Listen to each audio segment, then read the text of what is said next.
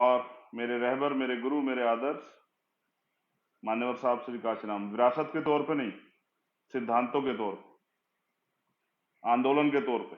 क्योंकि काशीराम साहब कहा करते थे कि मरे हुए लोग मिशन नहीं चलाते, उनकी भाषा में कि मुर्दा लोग मिशन नहीं चलाते और जिंदा लोग रुकने नहीं देते। और मुझे ये कहने में कोई गुरेज नहीं कि हमारे महापुरुष कम से कम मुझसे तो नाराज नहीं होंगे, भीम आर्मी से तो नाराज नहीं होंगे, बिल्कुल नाराज नहीं होंगे। क्योंकि बाबा साहब ने कहा था कि किसी सदी हमारी, हम उसकी तरफ बढ़ भी रहे हैं, वंचित वर्ग के लोगों में एकता भी बन रही। एक और बहुत जरूरी बात, बाबा साहब अम्बेडकर ने लिखा है अपनी वॉल्यूम्स में कि मैं देश के प्रति क्या सोचता था और मैं देश के लिए क्या करना चाहता था, इसका मैंने प्रयास किया। जब इस देश का युवा मुझे पढ़ेगा, मुझे समझेगा, देश के प्रति, राष्ट्र के प्रति मेरे समर्पण को देखेगा, तो उसको एहसास होगा कि मैं इस देश के बारे में क्या सोचता था। आज वो समय आ गया है। अब बाबा साहब के लिए तो मैं कहूंगा कि वो हमसे नाराज नहीं होंगे, क्योंकि बाबा साहब अम्बेडकर ने 18 मार्च 1956 को ये कहा था आगरा में कि मुझे मेरे पढ़े लिखे लोगों ने धोखा दिया।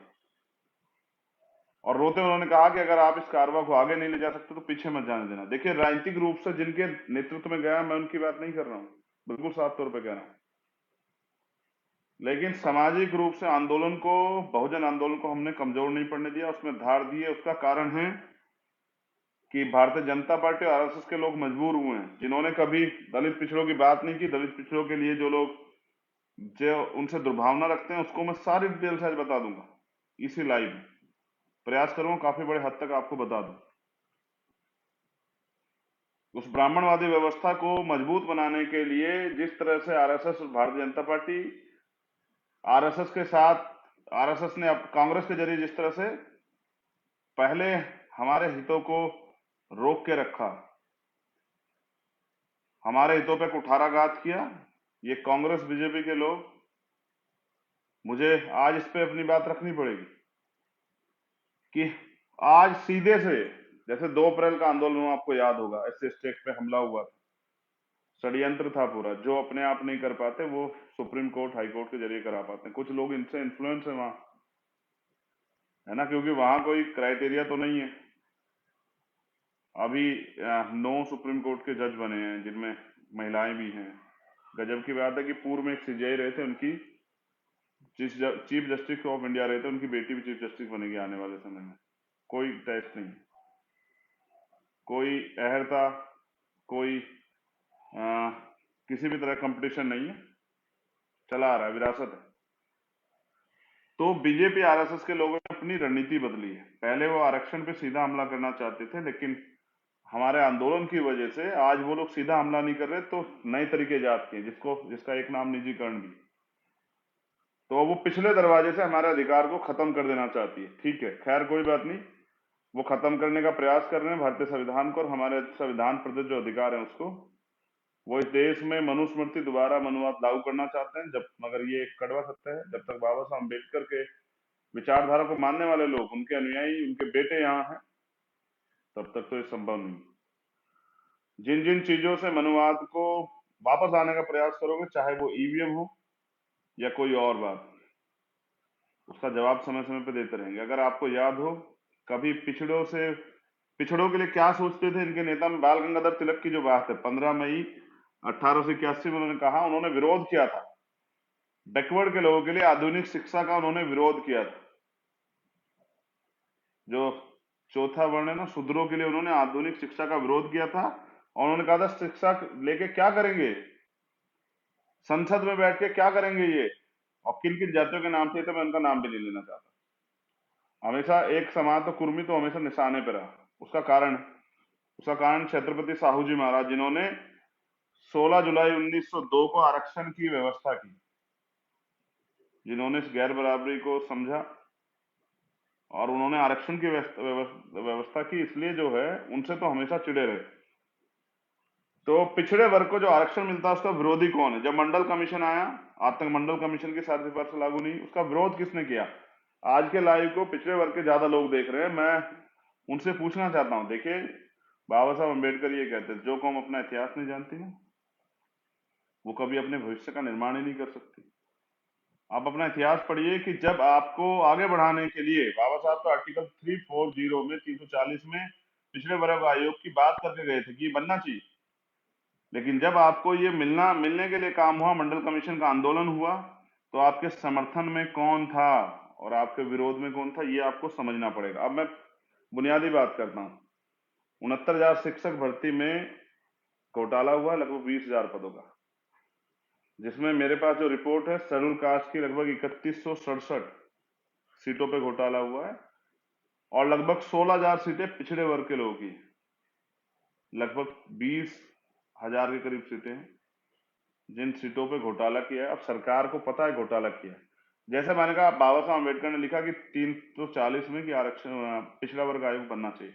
बीजेपी के लोग मजबूर हो गए बनाने के लिए, बनाया, लेकिन क्या है, उस पिछड़े वर्ग आयोग की रिपोर्ट है, मैंने कई न्यूज चैनल को पढ़ के सुनाई, और आज भी मैं उसको बता देता हूं कि पिछड़े वर्ग आयोग ने कहा है कि कॉन्स्टिट्यूशन के आर्टिकल 14, 15, 16 का वॉयलेशन हुआ है, उनका उल्लंघन हुआ है, आरक्षण के जो नियम है उनका पालन नहीं हुआ है, और आरक्षण को जो है ना इम्प्लीमेंट नहीं किया गया है, जो जिनके द्वारा किया गया संबंधित अधिकारी, उनके खिलाफ गंभीर कार्रवाई होनी चाहिए, और जो लाभार्थी वंचित रह गए हैं, वंचित लाभार्थियों को नियुक्ति देनी चाहिए। और ये पिछड़ा वर्ग आयोग मैंने नहीं बनाया, ना ही पिछड़े वर्ग के लोगों ने बनाया, माननीय प्रधानमंत्री जी ने बनाया। अब वो एक संवैधानिक संस्था है, वो उनकी ये रिपोर्ट है कि साहब ऐसा हुआ है। अब सरकार को समझ में नहीं आ रहा, सरकार फंस गई, क्योंकि इस बात ने, मैं धन्यवाद देता हूं उन साथियों को जो वहां आंदोलन में बैठे हैं, क्योंकि आपने सरकार को बैकफुट पे लाके खड़ा कर दिया। घोटाला हुआ है, सरकार को पता लग गया कि घोटाला हुआ है, सिस्टम को पता लग गया घोटाला हुआ है, यानी कि करप्शन, और करप्शन के खिलाफ नारे की बात करते थे। कल ही मुझे कोई बता रहा था कि स्विस बैंक में संपत्ति जो है 25% का इजाफा हुआ है। प्रधानमंत्री कहते थे काला धन वापस आएगा। स्विस बैंक में जो भारतीयों की संपत्ति है उसमें 25% का इजाफा हुआ है, आपको शायद कोई ना बताए, लेकिन एक सच, काला धन वापस नहीं आया। यहां से जिन लोगों ने और काला धन डेवलप किया उन लोगों ने जमा करा दिया। ये है वास्तविक स्थिति भारत की। 69,000 शिक्षक भर्ती, पहली तो सरकार रोजगार नहीं देती, मेरी आंख में कुछ हुआ है। पहले तो सरकार रोजगार नहीं देती है, रोजगार की भर्ती निकलती है, आवेदन निकलता है, आवेदन का फॉर्म भरता है, सरकार किसी कारण से भर्ती निरस्त कर देती है, जनता के, नौजवानों के खून पसीने की मेहनत के पैसे खराब हो जाते हैं, कोई जवाब नहीं।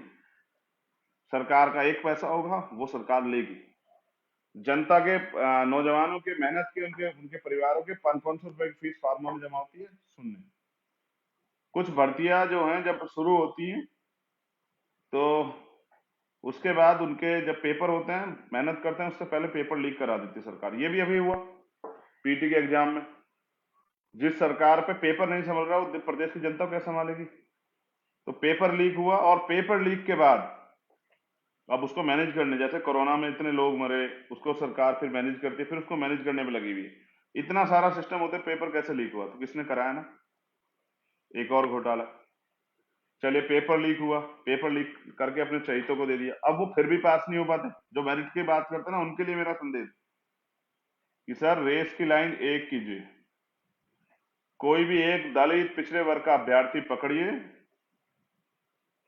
उसको तैयार कीजिए, समय आप निर्धारित कीजिए, टेस्ट आप निर्धारित कीजिए, रेस की लाइन एक कीजिए, सुविधाएं उनको बराबर दीजिए, और फिर देखिए किसमें कितनी क्षमता है। फिर मेरिट की बात कीजिए हमसे और मुकाबला कीजिए, हम बताएंगे किसमें कितना दम। तो आप तमाम तरह से, आपके पास सारे संसाधन हैं, आपको पेपर भी मिलता है, सब कुछ मिलता है, फिर आप पास नहीं हो पाते, तो आपको पास करने के लिए आपकी चहीती सरकार हमारे बच्चों का हक डकारती है, और हमारी सीटें, जो संवैधानिक अधिकार आरक्षण में जो सीटें हमें मिली हैं, उन सीटों को छीन के देती है हमसे। ये है भारतीय जनता पार्टी का चाल चरित्र, ये है वो लड़ाई, जिस लड़ाई के खिलाफ हमने आंदोलन जो है ना शुरू किया। अब जब भी मंडल आएगा ना, तो कमंडल भी आएगा।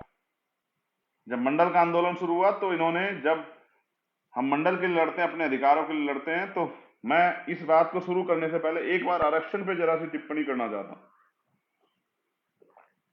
जो बच्चे वहां बैठे हैं ना, वो पिछड़े वर्ग के बच्चे हैं, उनको समझ आया कि आरक्षण क्या। अभी पिछड़े वर्ग के लोगों को, शेड्यूल कास्ट के कुछ जातियों को समझ नहीं आया कि आरक्षण व्यवस्था क्या है। धीरे धीरे वो इसको पढ़ेंगे, जानेंगे। जैसे मैं कहता हूं कि देखिए, सब सिस्टम संविधान से चल रहा है, लेकिन संविधान में क्या क्या आर्टिकल हैं और कितने आर्टिकल हैं, क्या क्या आर्टिकल में किसको क्या क्या मिला है, क्या आपके मौलिक कर्तव्य, क्या मौलिक अधिकार है, जब आप उसको पढ़ोगे तो जानो कैसे। तो पिछड़े वर्ग के लोगों को जो अधिकार मिले हैं आरक्षण व्यवस्था के, पहले तो मिले देर से, और मिले उसके बाद जो है, जैसे उनके अधिकारों की बात हुई तभी यहां कमंडल आ गया। कमंडल है ये नफरत सांप्रदायिकता। जब पिछड़े वर्ग के लोगों को बुनियादी रूप से मजबूत होने का, आरक्षण समझते हैं, रिप्रेजेंटेशन, प्रतिनिधित्व, कि राजकाज में आपकी हिस्सेदारी कितनी है। मैं बस आपको एक बार बता देता हूं कि आरक्षण व्यवस्था बेसिकली है क्या। आरक्षण व्यवस्था है कि इस देश में लगभग 2% सरकारी नौकरियां, 98% तो निजी सेक्टर पहले से ही, उसमें कोई आरक्षण नहीं। इन 2% सरकारी नौकरियों में सभी, जितनी देश के अंदर जितने जनसंख्या है, उस जनसंख्या के आधार पर आरक्षण व्यवस्था तय हुई थी, जिसमें पिछड़े और दलित वर्ग के लोगों को लगभग 49.5% आरक्षण मिला। इसलिए कि राजकाज में इनकी हिस्सेदारी होनी चाहिए। क्योंकि मैं आपको स्पष्ट तौर पे एक और सीधी लाइन बताता हूं। सोचिए कोई जैसे अभी भारतीय जनता पार्टी सरकार है, और इनकी सरकार में इनके चाहने वाले या इनसे जुड़े हुए लोग अपराध करते हैं, और अगर सिस्टम में हमारे लोग नहीं बैठे तो हमारे लोगों को न्याय कैसे मिलेगा। जैसे हाथरस का एक मामला हुआ, पूरी सरकार लगी बचाने के लिए, तो न्याय कैसे मिलेगा।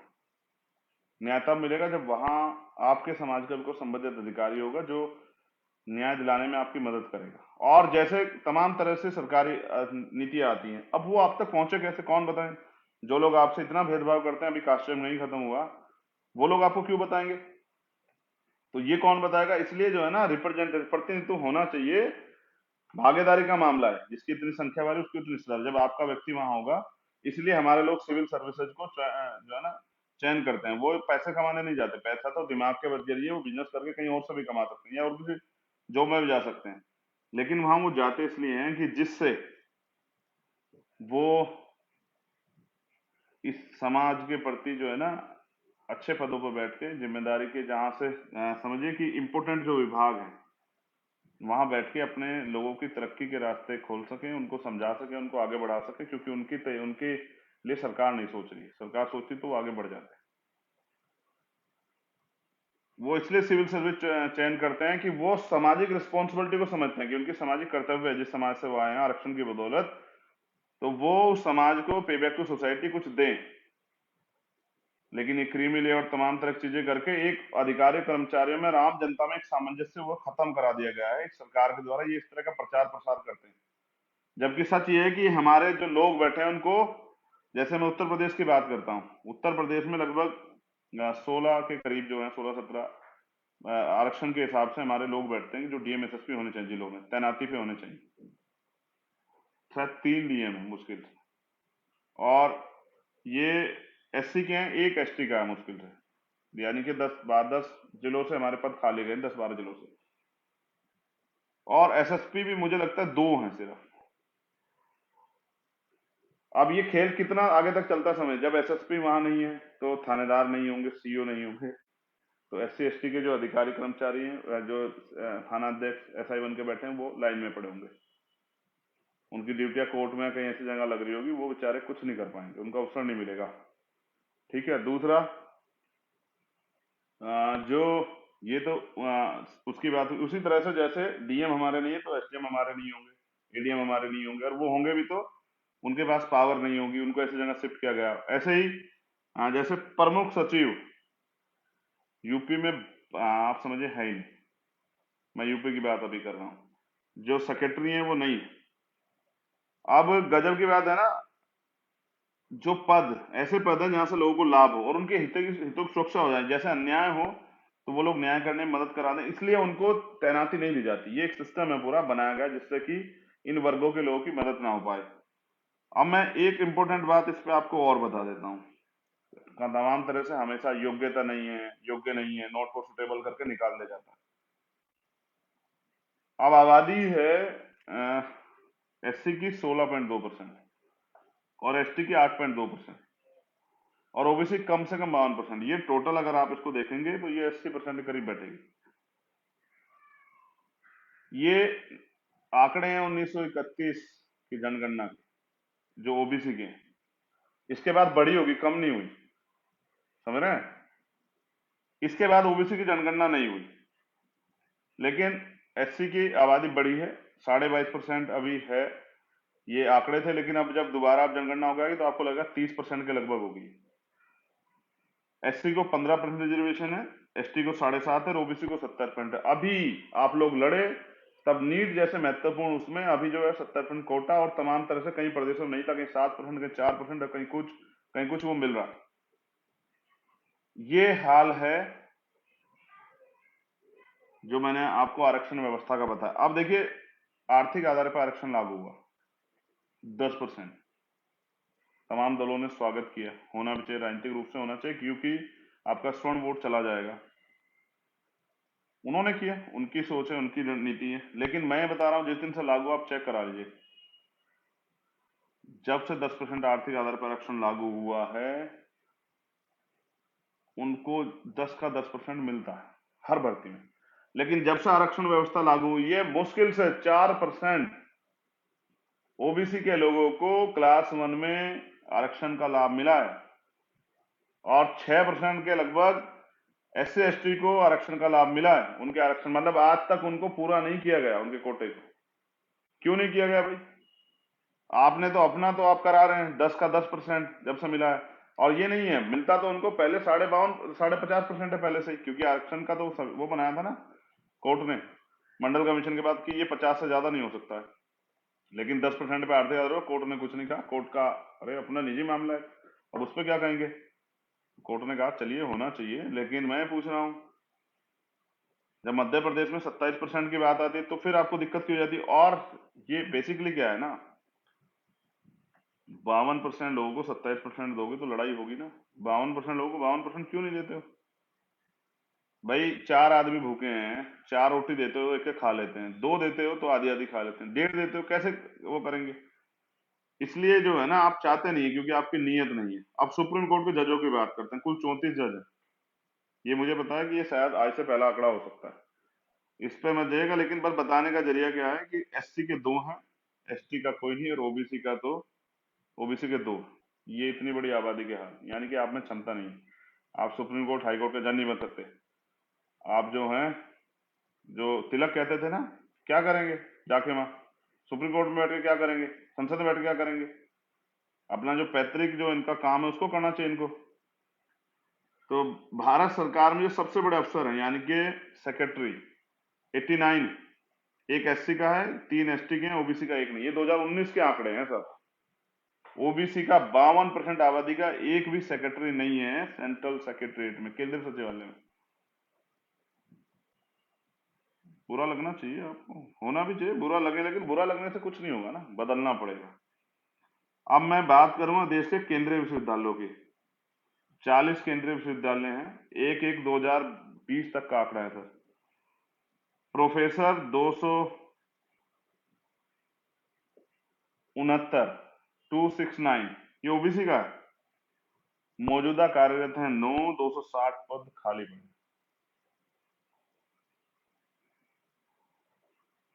क्यों भाई? अगर ये प्रोफेसर बनेंगे तो क्या वहां से सोशल रिस्पॉन्सिबिलिटी, जो मैं कहता हूँ पे बैक टू सोसाइटी, उसके लिए सोच के उस समाज को आगे बढ़ाएंगे तो आपको तकलीफ हो जाएगी। असिस्टेंट प्रोफेसर 544 स्वीकृत हैं, 31 मौजूदा हैं, 513 खाली पड़े। और असिस्टेंट एसोसिएट प्रोफेसर, तो जिनकी बात मैंने असिस्टेंट प्रोफेसर की बात करें, 2178 स्वीकृत है, 1267 मौजूदा हैं, 911 पद खाली पड़े। ये खाली पद आपने क्यों रखे हैं? क्योंकि आप देना नहीं चाहते। ये आरएसएस, भाजपा का, कांग्रेस का चाल चरित्र है। हमें इसे समझना पड़ेगा। और जैसा मैं आपको कह रहा था, इंपोर्टेंट जो डिपार्टमेंट है उसमें अधिकारियों कर्मचारियों की नियुक्तियां नहीं हों, उनको तैनाती नहीं मिले क्योंकि वो अपने लोगों का भला ना कर दें। एक एक और इंपोर्टेंट बात, मंडल के विरोध में कमंडल जारी रहेगा। पहले कमंडल सांप्रदायिकता था, लेकिन अब कमंडल जो है ना वो थोड़ा सा चेंज हुआ है। अब उसका दूसरा नाम है निजीकरण। अब आप मजबूर होके दलित पिछड़ों के आंदोलन के आगे मजबूर होके सरकार नीट पे भी दे रही है। अब हो सकता है कि दबाव बनने के बाद जब शेड्यूल कास्ट पिछड़े वर्ग के लोग एकजुट होके, आप मंडल में भी देखिए आपके साथ कौन खड़ा है, पिछड़े वर्ग के मेरे साथियों। और अब भी देखना आप जातिगत जनगणना पे पिछड़े वर्ग की कौन खड़ा होगा। जो आपकी जनगणना नहीं करा सकता वो आपका हितैषी है, दुश्मन ही आपको समझना पड़ेगा।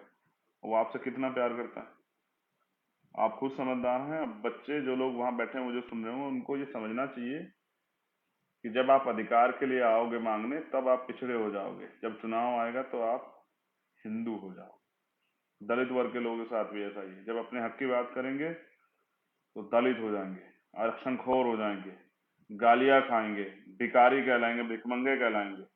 लेकिन जब चुनाव आएगा तो इन्हीं के पैर धो के पिए जाएंगे, इन्हीं के पैर छुए जाएंगे और इनको तमाम तरह से सम्मानित किया जाएगा, क्योंकि इनके वोट जो इनका बड़ा अधिकार है। ये लोकतंत्र है, तलवारों से लड़ाई नहीं लड़ी जाती, इसमें सरों की कीमत होती है। इनके लोग अपने व्यक्ति का चयन करके उसको ना भेज दें, इसलिए इनके पैर पकड़े जाएंगे, इनको चाचा ताऊ बताया जाएगा। चुनाव के बाद ये 5 साल पिटेंगे, इनको नौकरी नहीं मिलेगी, इनके बच्चों को रोजगार नहीं मिलेगा, इनके लोग बच्चों को पढ़ाई नहीं मिलेगी, इनके बच्चों को न्याय नहीं मिलेगा, तमाम तरह से इनको ही नहीं मिलेगा। और ये कौन इनके हैं? मैं जिनकी बात कर रहा हूँ दलित पिछड़े हैं। तो बहुत महत्वपूर्ण बात जो है ना वो ये है कि अब सरकार निजीकरण के जरिए अब आरक्षण देने की बात कर 27%, लेकिन अब अस्थायी नौकरियां हटा दी गई, अब अस्थायी संविदा पे 5 साल काम कराएंगे, 4 साल काम उसके बाद देखेंगे। और जिन्होंने आज तक नहीं दिया वो टॉप पे बैठे हुए हैं, वो आपके बच्चों को निकालते रहेंगे। 69,000 शिक्षक भर्ती का आंदोलन है, लखनऊ की धरती बुला रही है। मैं उन तमाम अभ्यर्थियों से जो घर पड़े हैं, ये अधिकारों का आंदोलन, इसमें बुलावा नहीं भेजा जाएगा। ये मान सम्मान सम्मान जो हमारी बहन बेटियों पे लाठियां चली, जो उनके कपड़े फाड़े गए, उनको अपमानित किया गया, गालियां दी गई, जो उनके हाथ टूटे हैं, जो वो भूखे पेट वहां पड़े हैं। मैं तो रहा हूं 2 दिन उनके बीच, मैंने देखा कि वो भूखे पेट वहां अपनी लड़ाई को लड़ रहे हैं। जब वो अपने अधिकारों की बात करेंगे तो उनको लाठियां मिलेगी। बाकी उनको दिखाने के लिए कि आपकी जात का मंत्री बना रहे हैं, आपकी जात का संतरी बना रहे हैं, आपकी जात का विधायक एमपी बना रहे हैं। और ये किस लिए पता है आपको? इसलिए कि उनके जात का वोट लिया जा सके। एक और महत्वपूर्ण बात, ये जो आपकी जात का बना है ना, ये चाहे दलित हो या पिछड़े हो, अगर ये वास्तविकता में आपका लीडर है तो इसको आपकी हक की बात उठाने में क्या तकलीफ है। अगर ये डीलर है, लोडर है, तो इसको ये उठाएगा तो सिर्फ और सिर्फ अपने फायदे की बात, और ये मोहरा बन के हमारे लोगों का विरोध करेगा वहां, इसलिए इसको बनाया गया। इसको मान्यवर काशीराम साहब चमचा युग कहते थे। जिनसे आंदोलन संघर्ष होता है उनसे समझौता नहीं होता। जिन लोगों ने इस व्यवस्था को बना के रखा वो इस व्यवस्था को कभी खत्म नहीं करेंगे, उनको फायदा है इस व्यवस्था से। हमें जातिवाद से नफरत है, इसलिए हम चाहते हैं जाति का विनाश हो। तो 69,000 शिक्षक भर्ती आंदोलन चल रहा है, 6 तारीख को महा आंदोलन है। जो लोग मुझे सुनेंगे या जो लोग मुझे सुन रहे हैं, उत्तर प्रदेश के लोगों को खास कर कह रहा हूं, मैंने कहा था उस दिन भी कि अपने संघर्षों के दिन जो हैं तारीखें आबाद रखेंगे, और इस बार ऐसे लड़ेंगे कि विरोधी भी याद रखेंगे। तो बुलावा नहीं भेजा जाएगा। ये लड़ाई 69,000 शिक्षक भर्तियों की नहीं, ये संविधान के में दिए हमारे अधिकारों की लड़ाई, ये संविधान सुरक्षा की लड़ाई है, ये तानाशाही के खिलाफ बिगुल, ये लड़ाई है बाबा साहब अम्बेडकर के द्वारा दिए गए संविधान में मिले अधिकारों को बचाने की। उत्तर प्रदेश के साथियों से मेरा निवेदन, पहले अभ्यर्थियों से निवेदन कर रहा हूं, क्योंकि वो कहते हैं ना कि आपको लड़ना पड़ेगा। अगर आपको, जैसे वो कहते थे ना राम सुब्रमण्य जी, राम मनोहर लोहिया जी की, जिंदा कौम 5 साल इंतजार नहीं करती है। आप मत इंतजार कीजिए कि सरकार बदलेगी तब आपको मिलेगा, बदल दीजिए ना, आइए और साबित कीजिए। और लोकतंत्र है ना, आप आ जाओगे तो इनकी इनकी औकात नहीं कि वो ना दे। और बाबू जगदेव प्रसाद कुशवाहा कहते थे कि 100 में से 90 शोषित, 90 भाग हमारा है। धन धरती का बंटवारा करो, शोषितों ने ललकारा। कई नारे हैं ना, शोषितों ने बांधी गांठ, पिछड़े पावे 100 में से 60, कहाँ है? 4% नहीं मिला था अब आपको। और क्या क्या नहीं मिला, बस मुझसे मत कहलाइए। लेकिन इंपॉर्टेंट है